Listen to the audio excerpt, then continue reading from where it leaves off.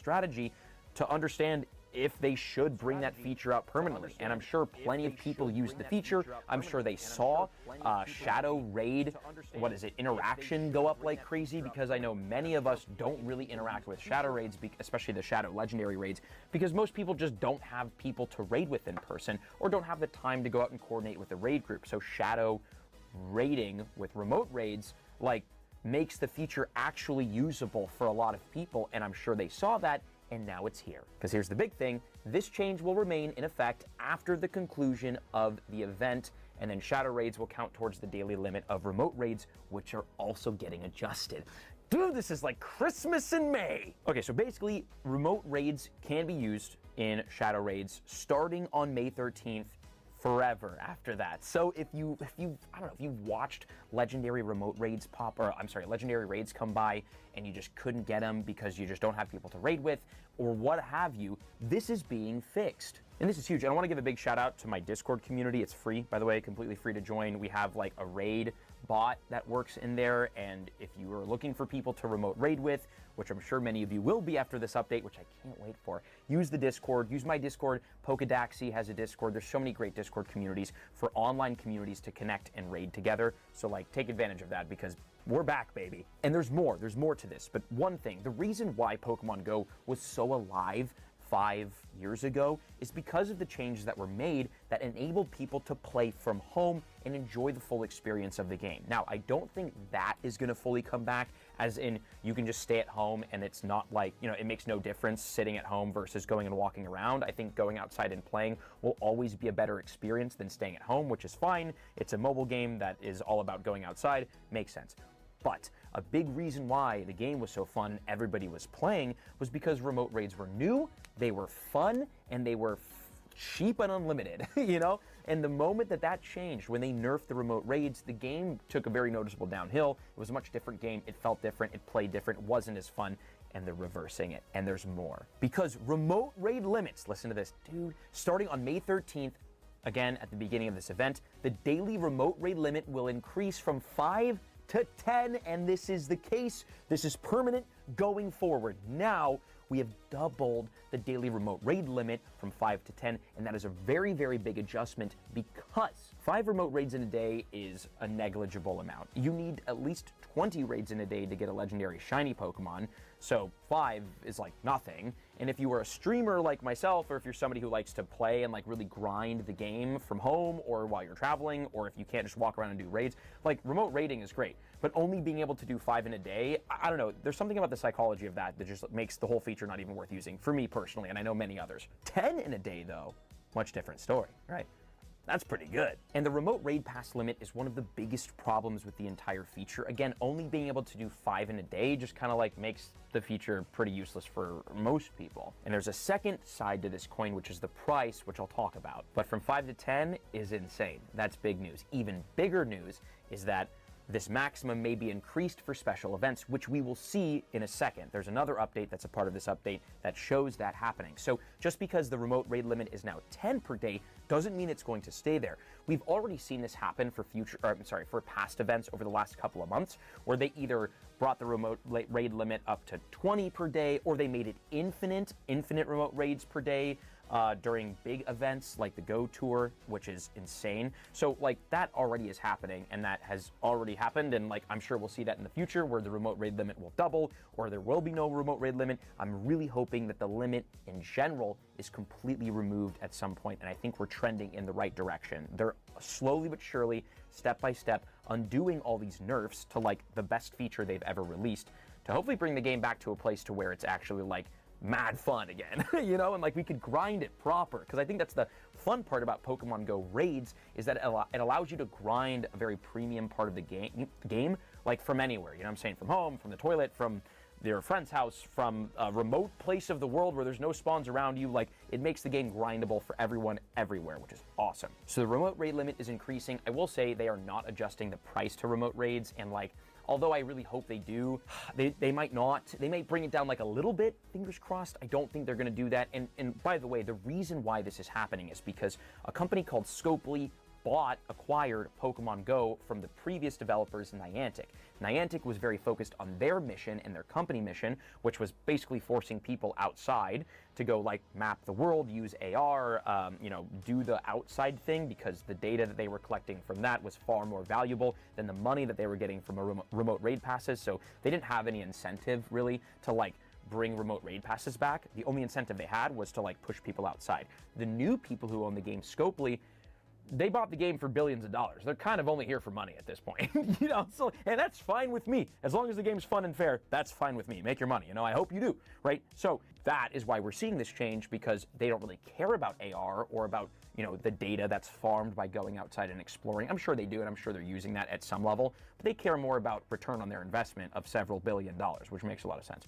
And remote raids is the most lucrative, most profitable feature that has ever been released in Pokemon Go history, and it looks like they're trying to re-optimize the game for it, which I love. So hopefully, and Scopely, if you're watching this, listen, here's how to restore Pokemon Go to its former glory. Bring the price of remote raid passes down. You don't have to bring it down to its old price, because I guess it makes sense for it to be adjusted, whatever. But bring the prices down a little bit, what I'm saying? Help us out. And then make the remote raid limit infinite. And absolutely make it infinite for the big events, like a max battle weekend, which we're going to talk about in a second, which is Gigantamax Machamp. So max battles starting on May 19th, trainers will be able to join max battles remotely by using a remote raid pass and the usual number of max particles. Boom! You can now remote raid max raids, which includes Gigantamax, because if they're doing this event right before a Gigantamax raid day, I'm going to assume that you could do it on Dynamax raids and Gigantamax raids, right? Like, that's why they said max battles. So that's big. For the first time ever, we could use remote raids on max raids. And a big thing with max battles, I like them. I think they're fun. The max battle raid days are like really impossibly hard to do, just because the max raid boss, Gigantamax raid bosses that is, are so hard to defeat. So unless you're like coordinating with people, or like there's no way to do it solo, But if you're doing remote raiding, you can join a Discord with your friends, like a Discord call. You guys can coordinate. It's way easier. You can do it globally. You can raid in. Like, if you only have 2 friends who play, you can get those 2 friends in, and then you can use like my YouTube comment section to add a 3rd friend. Like, it makes the game and the feature so much more usable. I love it. And this will continue after the event. You can use remote raid passes on max battles after this event is over. So this is starting on May 19th, right? So Shadow Raids, May 13th, right? May 13th. Max raids May 19th. And there's a cool caveat. Basically, if you do a max battle in person, you're going to get, more Premier Balls and more XP than before. So it's not like you're losing anything by doing a remote raid pass max battle, but you're gaining something by doing an in-person one, which I think is a perfect way to incentivize that. And then also the amount of max particles each player can hold is increasing from 1,000 to 1,500, which will make it way easier for all of us to complete more remote max battles, which is fantastic. And check it, the remote raid this is the limit increasing. The remote raid pass limit will be increased to 20 from Saturday, May 24th at 5 p.m. to Sunday, May 25th at 8 p.m., which means during the Gigantamax Machamp weekend, you could do 20 max battles on Saturday and on Sunday, which is awesome. 20 max battles. And that's the example of them increasing the remote raid pass limit during key events, which they've already done in the past. So that is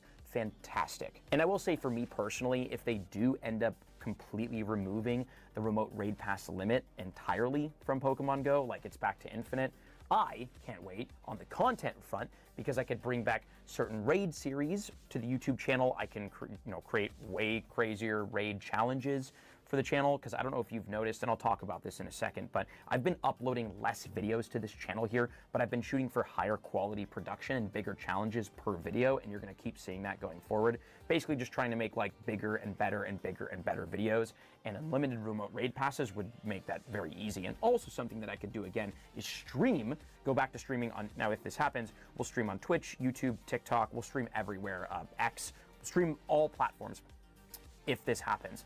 But if they bring back unlimited remote raid passes, like, that's why I stopped streaming. A, because I wanted to focus more on the YouTube videos and travel, and B, because like there wasn't really anything to do except for PvP, and you know me, I'm not a big PvP person, whatever. So if they bring remote raid passes back infinitely, I'm back to streaming, baby. And we're grinding the freaking raids like we did before, and I can't wait. But either way, with 10 remote raids in a day, I'll be doing way more raids personally, especially with the new Catch 10 series that we're doing, the short form series where we catch 10 Pokemon every day until we get a Shundo. We'll do a lot more raid days. I don't know if you've watched the shorts lately, but like, we launched a new series. It's been very fun, so this is gonna be very helpful for that. So if you wanna join my friends list, get on my personal friends list and do raids with me, whether it's me sending you raids or you sending me raids or whatever. I'm launching a new program that allows you to purchase, yes, purchase, a spot on my friends list for 3 months where I can send you raids, you can send me raids, gifts, battles, all that kind of stuff, which is wonderfully timed with all of these remote raid increases and hopefully bigger ones in the future because I'll be doing way more raids. And yes, this is a paid thing. Listen, 2 big reasons, okay? Reason number 1, it's business. And reason number 2, it allows myself to invest into the content, into the videos, into the studio. I'm sure you've noticed the background here, the camera quality here. We've made a lot of big improvements and investments into the home studio, which has been great. And as you'll see in a YouTube video that we're uploading this weekend, we've made some big investments into the general camera quality and quality of content moving forward. And as I've said, we're going to make myself and the team less videos at higher quality. We want to do bigger things, bigger challenges, bigger trips, bigger travel adventure stuff. We've got a huge summer coming up with Japan Go Fest. We got New Jersey Go Fest and Paris Go Fest. I'll maybe be at all 3 of them. So this new friends list program allows you to join the friends list, get raids, and like get access to like me and my account and like our back. Well, howdy there, Internet people. It's Belle again. So today, we're going to talk about Trump's Air Force One problem. Reporting came out saying Trump was going to accept a $400 million plane from Qatar. The plane was described as a palace in the sky. The reports say the plane is supposed to fill in as Air Force One and then be donated to the Trump Presidential Library Foundation. Immediately, constitutional scholars, legal scholars, and ethics experts panned the idea. A former White House ethics czar summed up most opinions by describing the potential transaction as, quote, illegal and unconstitutional. Trump, of course, defended the potential gift by saying, quote, so the fact that the Defense Department is getting a gift free of charge of a 747 aircraft to replace the 40-year-old Air Force One temporarily in a very public and transparent transaction so bothers the crooked Democrats that they insist we pay top dollar for the plane. Anybody can do that. The Dems are world-class losers. MAGA. The law is pretty clear on public officials accepting gifts, but rather than rehash the legal, ethical, and constitutional questions, I have some questions of my own. The plane is reportedly worth $400 million. Okay, cool. Boeing's initial contract for 2 planes to be used to transport the president was reportedly $3.9 billion, and they... As some of you may know, I'm somewhat of an experienced traveler, and usually as an experienced traveler, I like to get to the Charles de Gaulle airport early because I know, no disrespect to France, I love the country, but Charles de Gaulle airport is one of the worst in Europe. It's a major hub, but unfortunately, due to, I think, like a lack of interest from the managers of any of these companies, where they just refuse to hire additional people.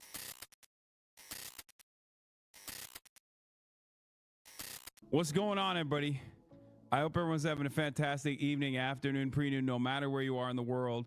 I'm Hassan Piker, and this is the Outside Broadcast coming to you live from sunny Chicago, Illinois. Folks, ladies and gentlemen, boys, girls, and MBs, I'm live. I'm alive. And boy, do I have some stories to tell you. Holy moly. All right, let me tell you, folks, this is a part of the broadcast where I tell you about my personal news. Shouts out to Chi City. Shouts out to Chirac. We got our shooters out here. Okay, that was T Grizzly. Shouts out to Detroit. I'm in the Windy City, and They're watching. Oh, the feds are watching. They're always watching. Feds are always like this. Okay. Now we know for real. I have a lot of interesting stories to tell you, but the reality of the matter is we have we have so many news to cover as well, which is why I'm very early, as a matter of fact, because I'll be heading over to University of Chicago, the mean streets.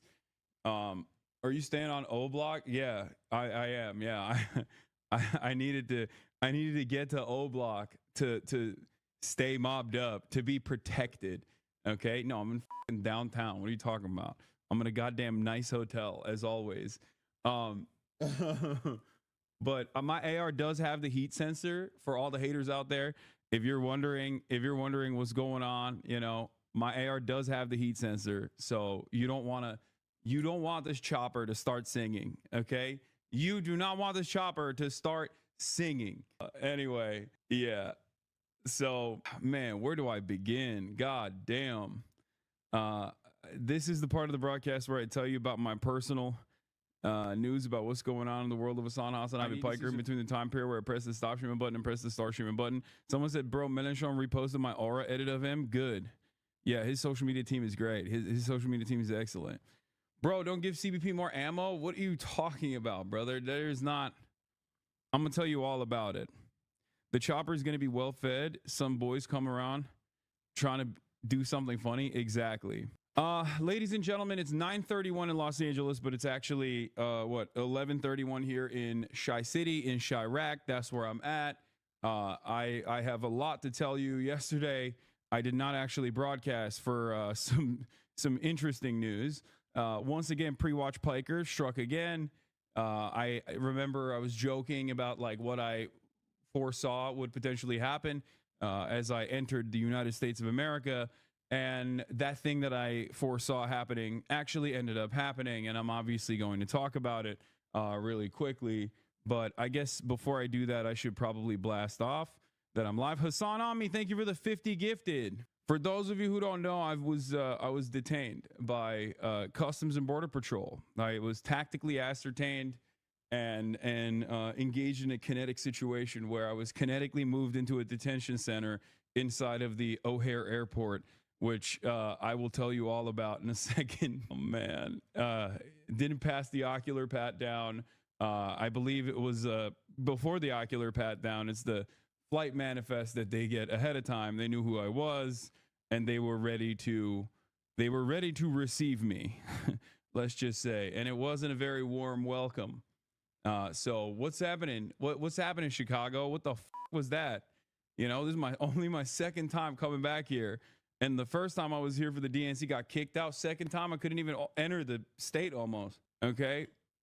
But yeah, I'll tell you all about it. Let me just blast off real quick because there's so much news to cover. I'm in Chirac talking about my ICBP detention, Trump, China trade deals, Trump sidestepping Israel on releasing U.S. POW on his Mideast tour, and so much and much more.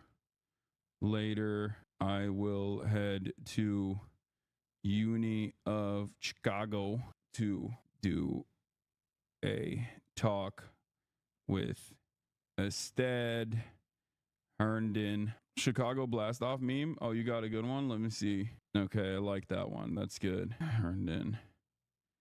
Get in now. Okay, we have so much, dude. It's like live streamed talk with Ested Herndon. Get in now. There is an amount of stuff happening in the world of Hassan Hassan Abi Piker. And yeah, I unfortunately was not there to participate in Fear and this week. They shot it without me while I was in France. Vive la France. I do be flying pretty often and have been detained by customs. They just Google your ass while they make you wait. Yeah. Yeah, pretty much. You're not wrong, chatter. But yeah, it's definitely an interesting experience. Let me tell you, okay? Let me tell you, you're looking rather angelic today. What is this guy saying? Hassan, my favorite supporter. He tried to bring up deserved actual terrorist. Tried to bring a bomb. deserved actual chatter. There's nothing funnier than there's nothing funnier than fantasizing that I actually brought him to O'Hare Airport and then they just let me go. Like in your mind, you think it's unfathomable that like someone who is a political commentator would get apprehended for no reason and will like simply be harassed specifically to create a chilling effect on speech. So you think that is ridiculous, and I understand why you would think that's ridiculous. So you have to turn around and fantasize that I brought him to the fucking airport and I'm a terrorist. Except, is that Tectone? Yeah. Except also in that same fantasy, woke ass Customs and Border Patrol actually let me go after I brought him in your assessment. You know, Chicago remembers the good Kanye and cries about the bad Kanye. Yeah. So, a lot going on in the world. Okay, we'll get to it right now. Did you touch the bean? No, man, I haven't done shit. I actually spent last night with Ested, hung out with him, went to some bars, and you know, hung out in the city for a little bit, had a couple drinks. But that's it. That's all I did yesterday. I landed, I got in, I got detained. It was way too late for me to stream. And so I was like, fuck it, I'm not going to stream. And I took a shower. I went out to the bars. And that's it. That's all I did in Chicago so far. I did not lick the bean. I didn't touch the bean. I didn't have time to flick the bean. What bars you go to? Nothing good. Start off the story at Charles de Gaulle, 3 hours, man. Yeah, that's where I'm going to start. I thought I saw your ass at a bar. Maybe. I did get recognized a bunch. I also got recognized while I was walking out of the fucking ICE detention. But I don't think the two Hasanabe heads that recognized me had any idea that I was like walking out with an ICE agent. They just saw me. They just saw me walk out. And they were like, "Oh my God, Hassan!" Little did they know I was actually walking out of ICE detainment. But yeah, the feds, dude, they're preying on my downfall. Hold on. Hello? Yes. No, it's fine. You can cancel that then. Yeah. Yes. Thank you. All right, bye. Yeah, that was the feds. Mushy mushy. No, business deals. No, they just don't have sugar-free Red Bull. Anyway, so all right, where do I begin? Our story begins at Paris's premier international airport, Charles de Gaulle. Okay. Now, normally I'm an experienced traveler, as some of you may know. I'm somewhat of an experienced traveler, and usually as an experienced traveler, I like to get to the Charles de Gaulle airport early because I know, no disrespect to France, I love the country, but Charles de Gaulle airport is one of the worst in Europe. It's a major hub, but unfortunately, due to, I think, like a lack of interest from the managers of any of these companies, where they just refuse to hire additional people. And I feel like in France, you just have to always hire more people because everyone is doing work very slowly. Okay. It's just the pace that you have to adjust to. And therefore you have to hire more people. There's always like work stoppages and stuff like that. And these guys, the unions are relatively powerful, but the corporate overlords will literally punish travelers instead of meeting the actual demands of labor unions there. So I've been in a situation where I've been like stuck in France and stuff. Like I had to do crazy maneuvering to get out. So I knew that. And because I knew that, I was like, I'll go 3 hours early. It's something that I never do. Usually I'm actually very slow. But this time I was like, I'll go 3 hours early and everything will be fine. I was already worried that I was going to have issues coming into the country. I had joked about it already. So I was like, at least on the one side, like leaving the country of France will not be that big of a problem. And boy, was I wrong. Okay. Boy, was I wrong. So I hit the triple Monty. I had like a generational run. There was massive traffic going in. When you actually drive into the airport, the person that's dropping you off has to get a ticket at the gate.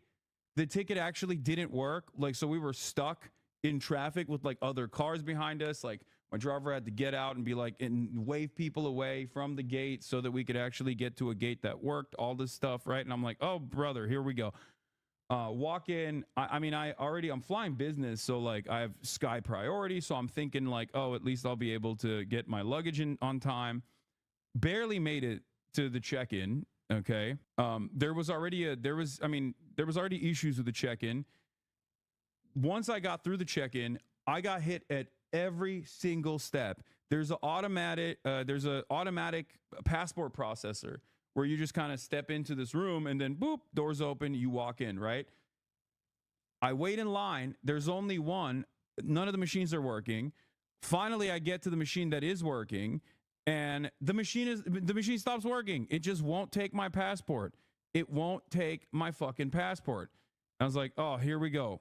So I had to go to an actual officer to allow me to to let me through so I could get in. Then I got stuck behind classic old lady. Okay. Old lady with a lot of bags, with a lot of fluids. So then like she's taking her fluids out and like doing all this stuff at the security gate. I'm stuck behind this person. I already took out all my electronics and stuff. But of course, lo and behold, boom, I get stopped at security after this old lady as well. The old lady with the bags of fluids, classic. She obviously was stopped. Okay. She had to get GSR swabbed, all this shit. And then of course, I also got stopped, had to get GSR swabbed, all of this shit because I have electronics on me. And, I stopped there. Generational 3-hour run at Charles de Gaulle. And then afterwards, I get into the flight and I'm like, all right, finally. The flight was actually fantastic. I slept the entire time. I slept like a goddamn baby, slept the entire time, didn't even eat on the flight, which is crazy. There's never been a moment where it was like an 8-hour to 9-hour flight and I didn't even eat. I slept the entire time on the flight. Finally get into the United States of America. And at which point I'm like, all right, let's do it. I got global entry. This is going to be my first ever global entry entrance. Hopefully this will go smoothly. Okay. Oops. Hold on. My room service is here. My cold brew is here. 1 second. Where was I? So it's the worst. It is what it is. So global entry, first time ever. Okay.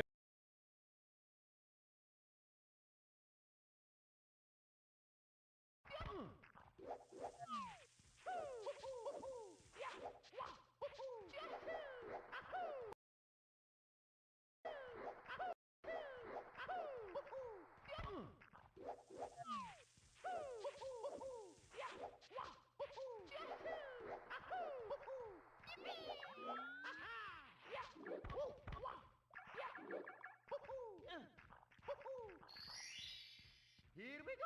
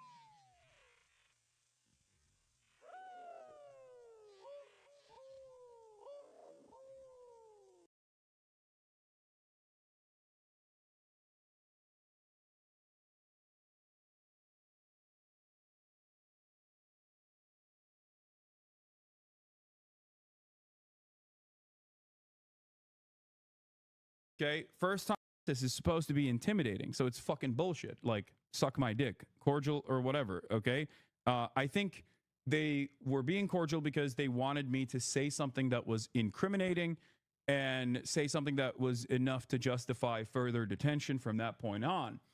And let me tell you, they certainly did do that. So he knew exactly who the fuck I was, but he was basically like broaching the conversation in a way where it was like free flowing, where in the process of discovery, he was adding on additional talking points. He always made it seem as though he was asking certain things that after discovering in the process of that conversation, he would ask additional questions. So, you know, he's like, oh, what are you doing in Chicago? And I was very revealing. I was like, well, I was in France because I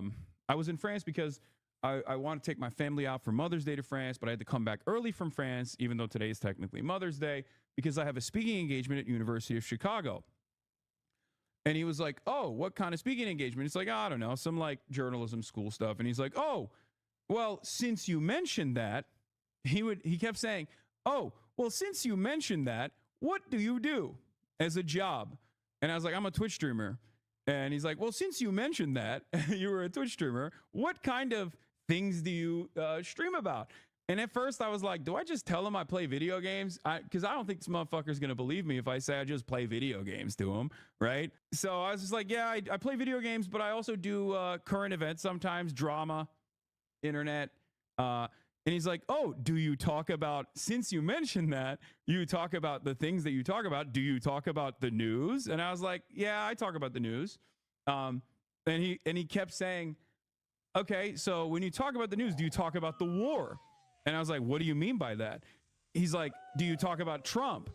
And that was the first time where I was like, what the fuck is this question? Like, I literally straight up told him, I was like, why are you asking me this? Like, I was like, what does this have to do with anything? And it was interesting because they, like, the dude asked so many insane questions, none of which is illegal, by the way. I just need you to understand, nothing I have done thus far is illegal, as in nothing I've done online is illegal as of now, if that makes sense. Now, laws may change in the future and they might actually start prosecuting speech, which I do fear is the goal of this administration. But so far, everything I've done is fully protected under the First Amendment. Okay? And none of these questions are actually valid questions to ask. But I was entertaining it because I didn't want to present it as being difficult because I didn't want to extend the detention. And two, I actually wanted to see how far I could take it. Maybe it was fucked up of me to do that. Maybe it was not appropriate for me to do that, to play fast and loose with a person that has complete control over my life in that very moment. But I wanted to see like what they were trying to get away, like what they were trying to take from this conversation. And so, you know, instead of just pleading the fifth as I'm supposed to do in situations like this, I just kept giving him answers. And there were definitely areas where I was very revealing about my position, knowing full well that they know exactly what they're looking for. I saw no reason to hold back on certain things. So I said, I don't like Trump. I was like, what are you going to do? It's protected by the First Amendment. I don't like Trump. Yes.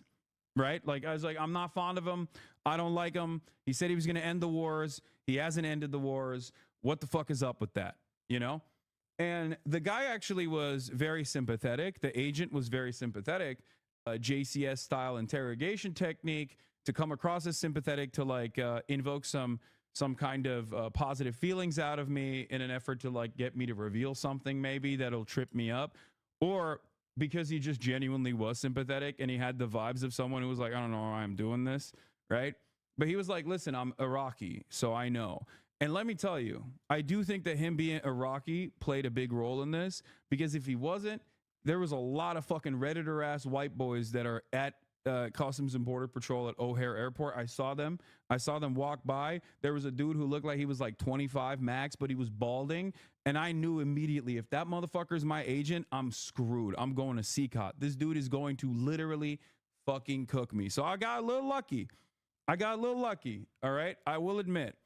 So basically, I think the reason why they sent the Iraqi CBP agent is because they bracket you into different categories. For me, they wanted to conduct an investigation about my involvement with Hamas and my involvement with the Houthis and they suspected my involvement with Hezbollah. Straight up. That's literally what this conversation was about. And it's not even a joke. Like they straight up fucking tried to get something out of me that I think they could use to basically detain me permanently, which is insane, because there is no direct connection or direct involvement. So I'll say this much. So we're talking. I'm telling him like, oh, I'm Chicago. I'm going to be speaking there for the journalism school. I told him like, I don't like Donald Trump. And I was like, so why are you guys doing this? And he's like, oh, it's just like routine. It's a routine process. I was like, it doesn't feel too routine.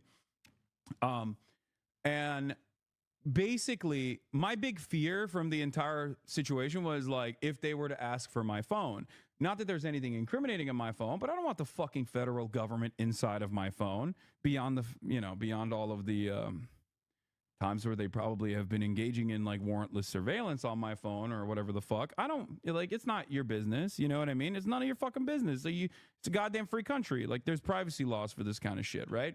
So, for those of you who don't know, by the way, they can't actually unlock your phone, but if you have biometrics on your phone, they could technically use that and put the phone to your face and unlock it that way. Hold on, let me fix this. Let me fix the banner. So just so you know, they could technically do that, okay? They could technically do that, but there's a trick.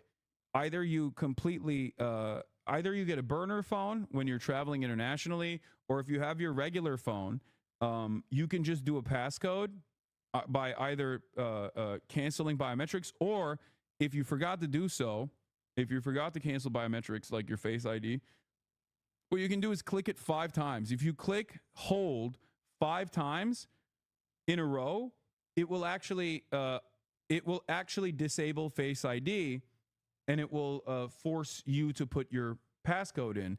And because there are laws against like the agents not being able to force you to put your passcode in, they can't actually access your phone like that. Now, there's different methods of how they can access your phone. From what I understand, they can also put it on a computer and just like plug it into a machine, and the machine just basically takes all of the information on your phone. So it is what it is.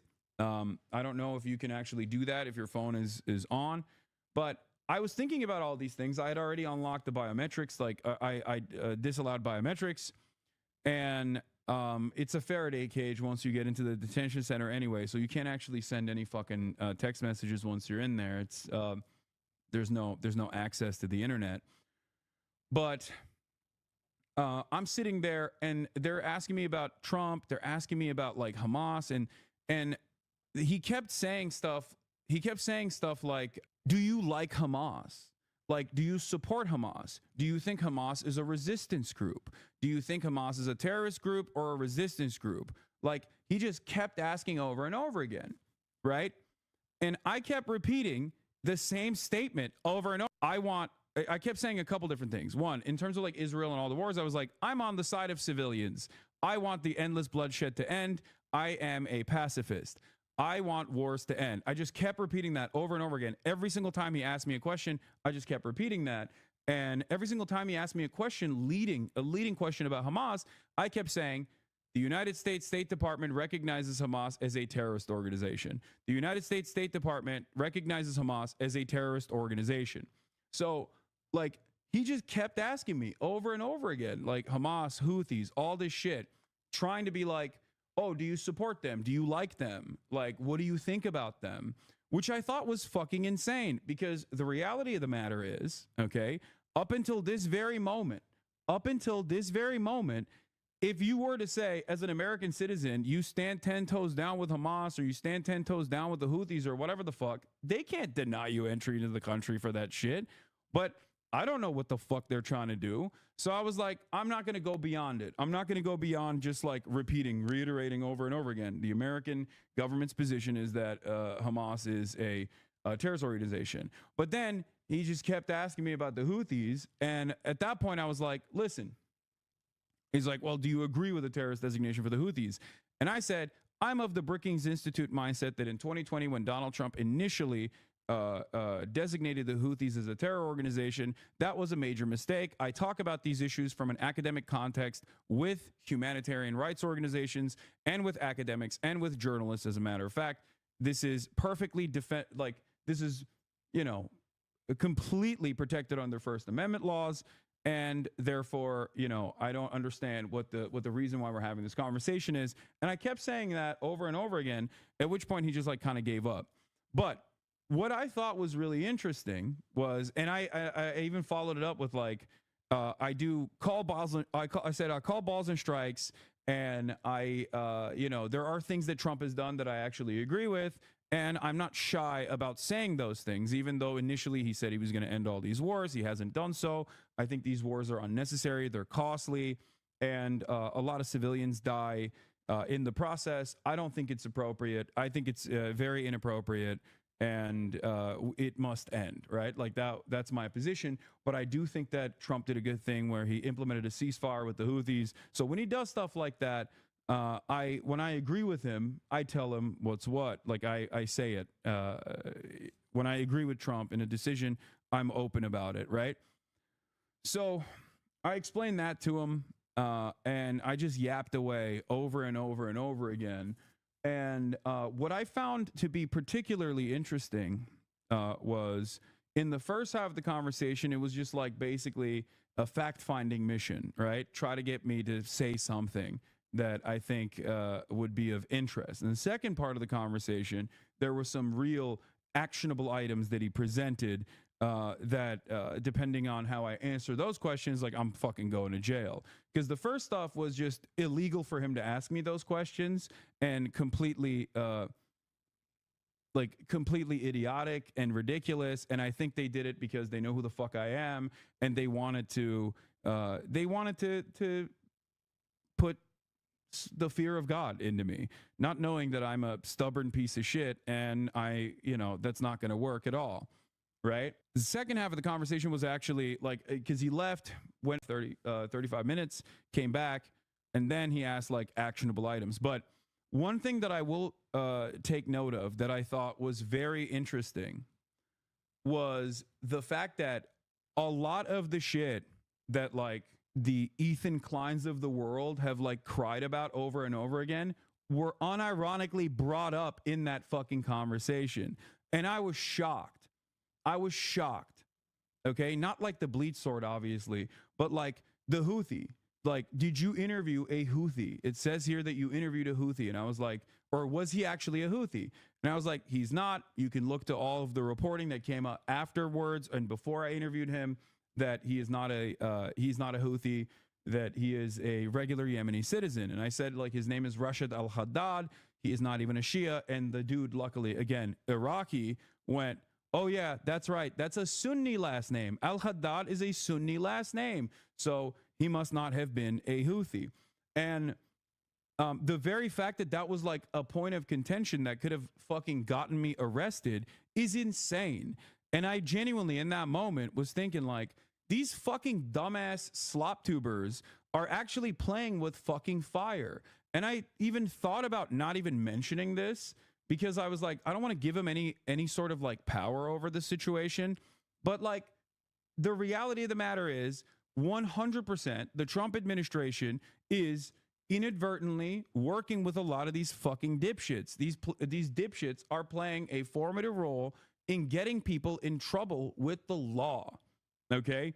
That is literally the case.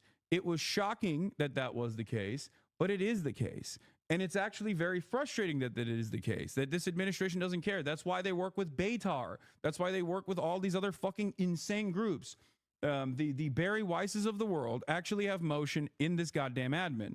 Okay, so they're cheering this on over at eSub. Yeah, I know. They can suck my dick. Liberals, by the way, cheering on one of the largest progressive voices in the country getting detained by the fucking Trump Gestapo.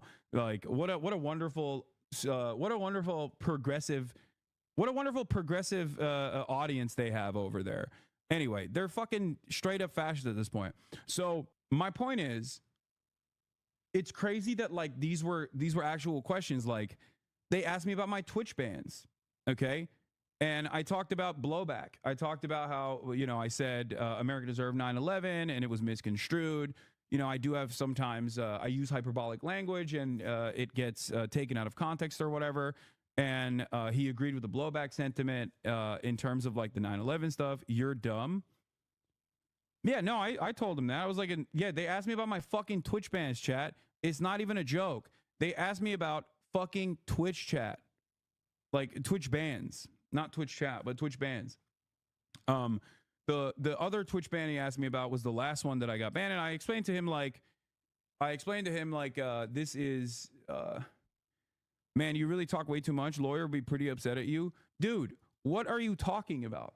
I know that under normal circumstances, I'm supposed to say, I want a lawyer. I don't want to talk to you.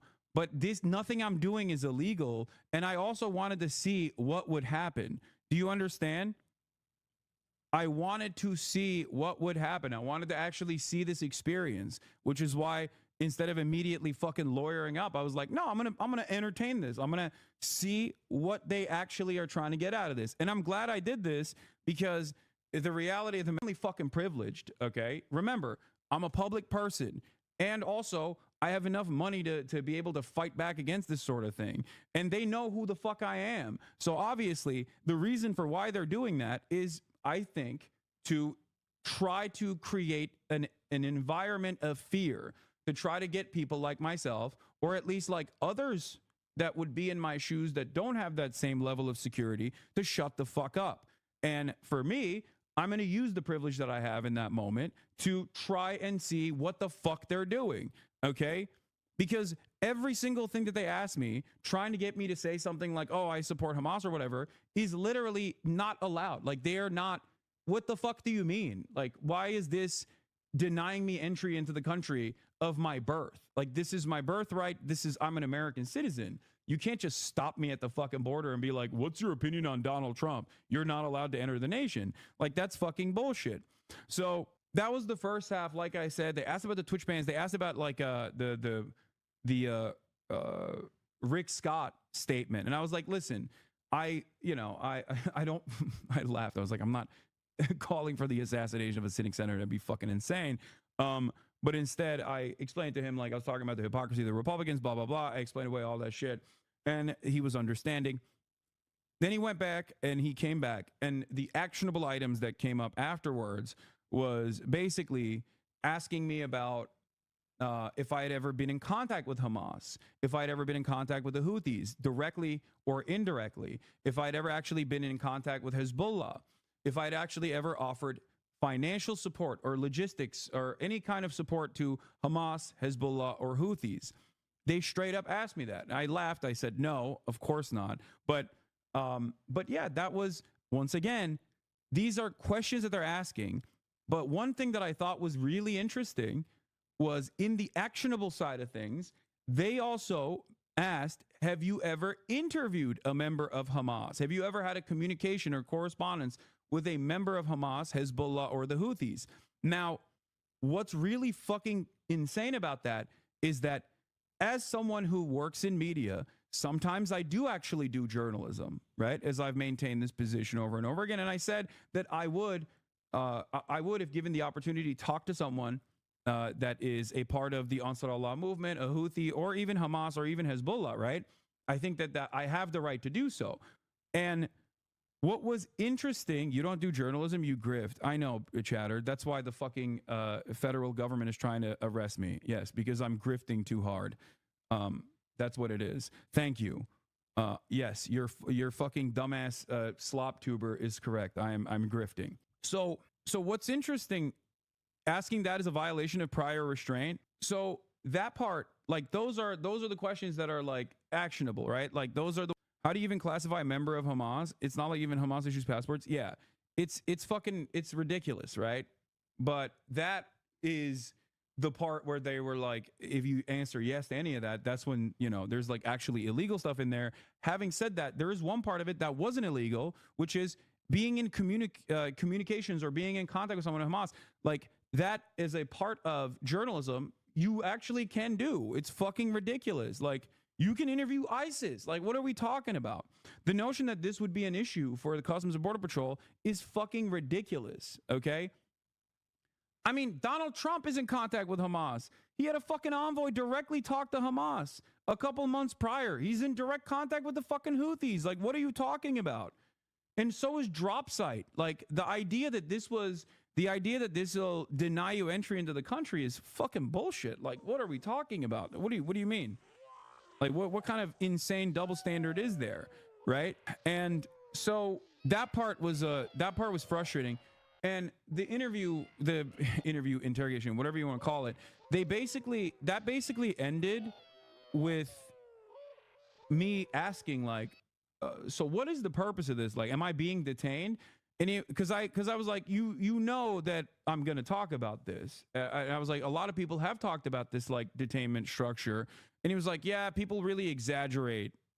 The people really exaggerate how these things go. And I was like, well, it is not a great situation to be in, you know? Like, what do you mean? And yeah, he was like, yeah, there's been a lot of reporting on, you know, the conditions and situations like this in detainment, but you're not technically detained. I was like, so I can leave? Like, I asked him, like, I was like, am I detained?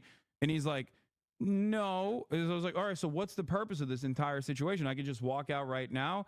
And basically when I said that, the interview ended. So I don't know if that was something that I should have said from the start. Am I being detained? You know, what's the deal here?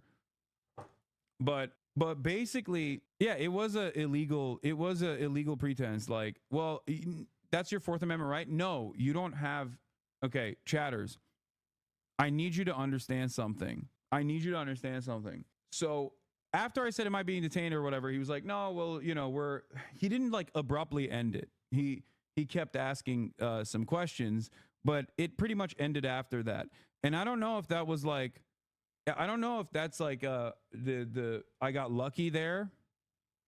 Because when I asked, like, am I free to live, that kind of stopped the process a little bit. And I don't know if that's the reason why I didn't have them look through my phone.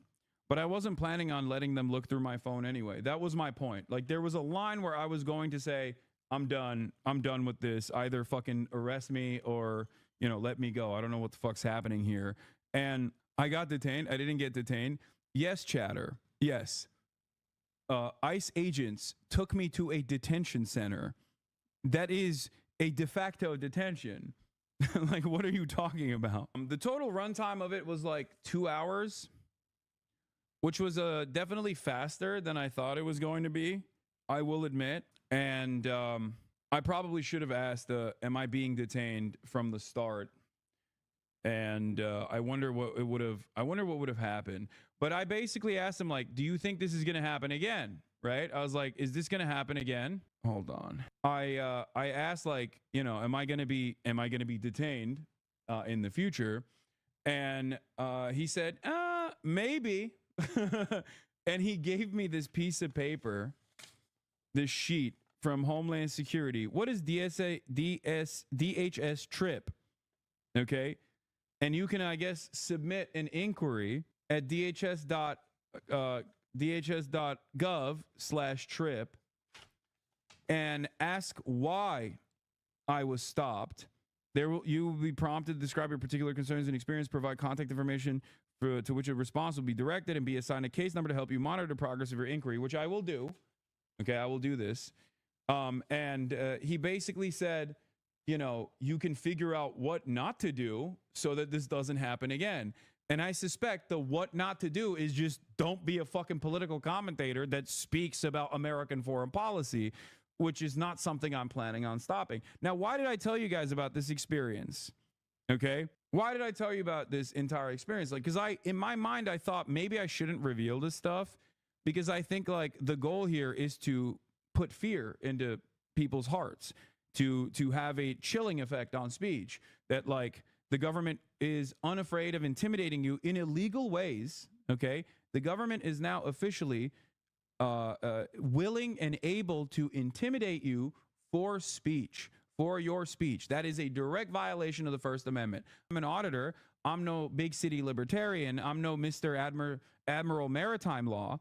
But the reality of the matter is that as of this administration, they are totally willing and able to actually come after you for your speech.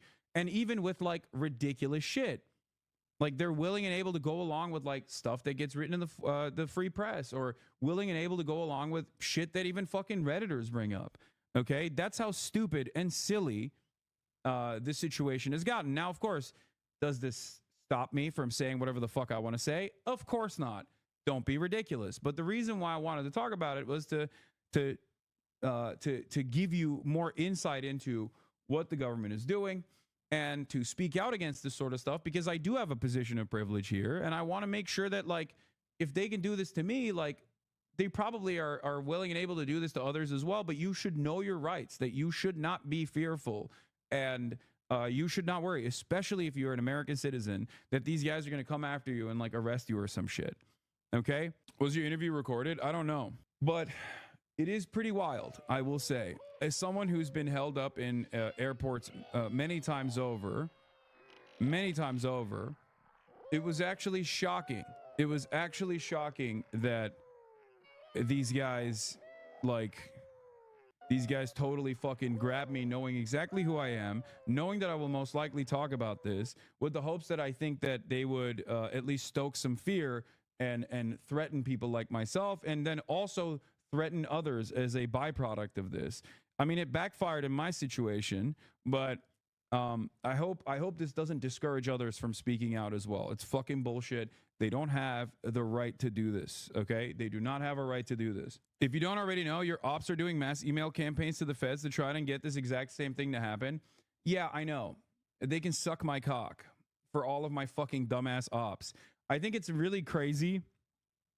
I think it's really, really crazy that the government is willing and able to work with like genuine schizophrenic stalkers, whether they be Beitar or any other group. It is actually wild that they're willing and able to work with these people. It blows my mind. But you know, that is where we're at. It also blows my fucking mind that there are people who see this kind of stuff and go, "Oh, that's wonderful." It's like swatting, but this time it's a it's a federal swatting that we can do. We can get the federal agents to like jail people that my favorite content creator doesn't like. But the problem is airports are not constitutional free zones. That's a lie that ICE pushes to make you comply with them. That's not entirely correct, Lesbian Bolivar. There is precedent after years and years of there's years and years of precedent in post 9/11 war on terror world where they have actually created a structure where they can get away with violating your Fourth Amendment rights in airports. Like it's in a legal gray area. But yeah, here was Lolo overrules take. DHS flagging and detaining one of U.S.'s largest left-wing voices for their political opinions, while the Trump admin suggests they might suspend habeas corpus, does not portend well for the future. Yeah, that's where we're at. What was the reason for the detainment? You know what the reason for the detainment was. It's because I am flagged in the flight manifest.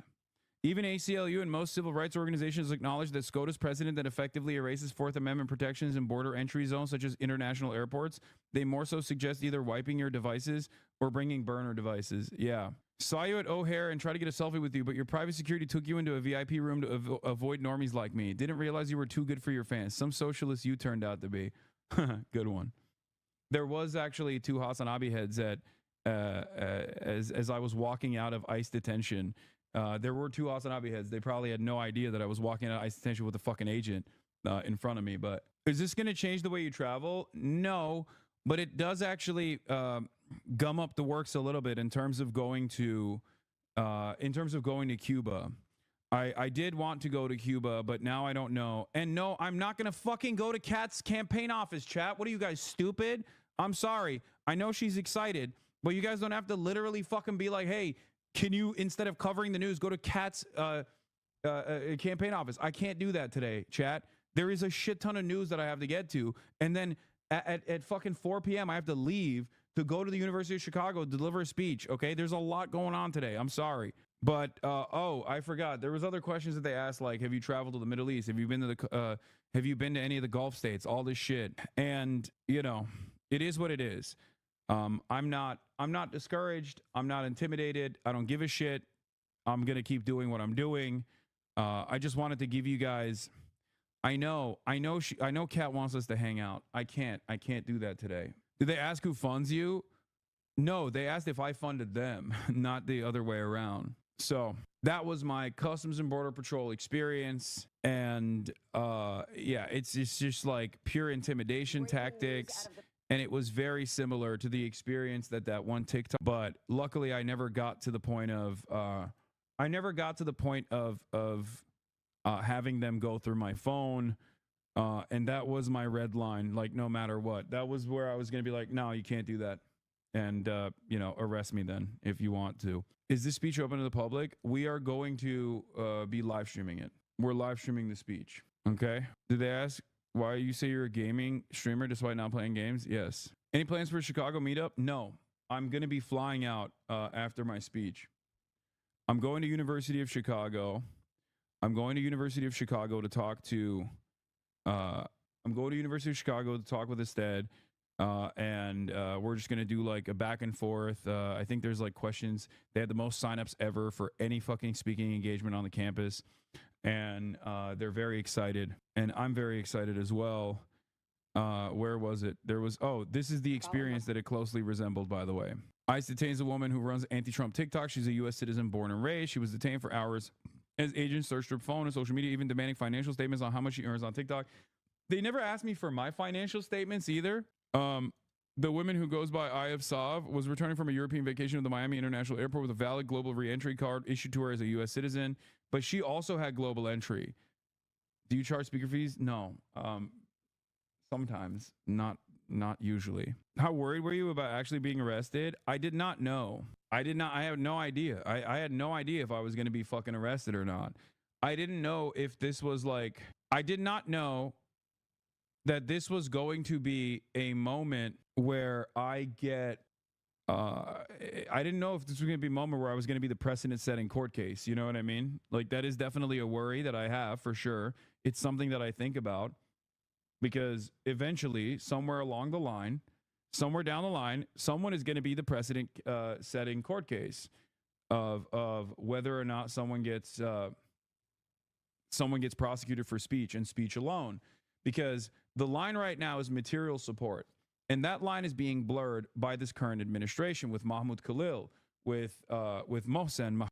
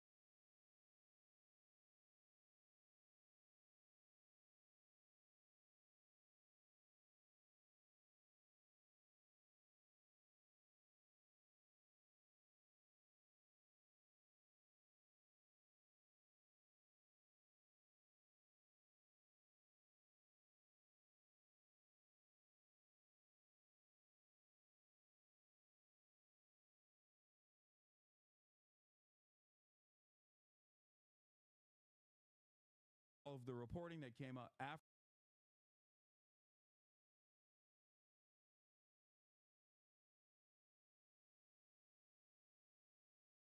I hope everybody had a good weekend. You might have noticed last night headlines about a trade deal with China. The only problem is there is currently no deal.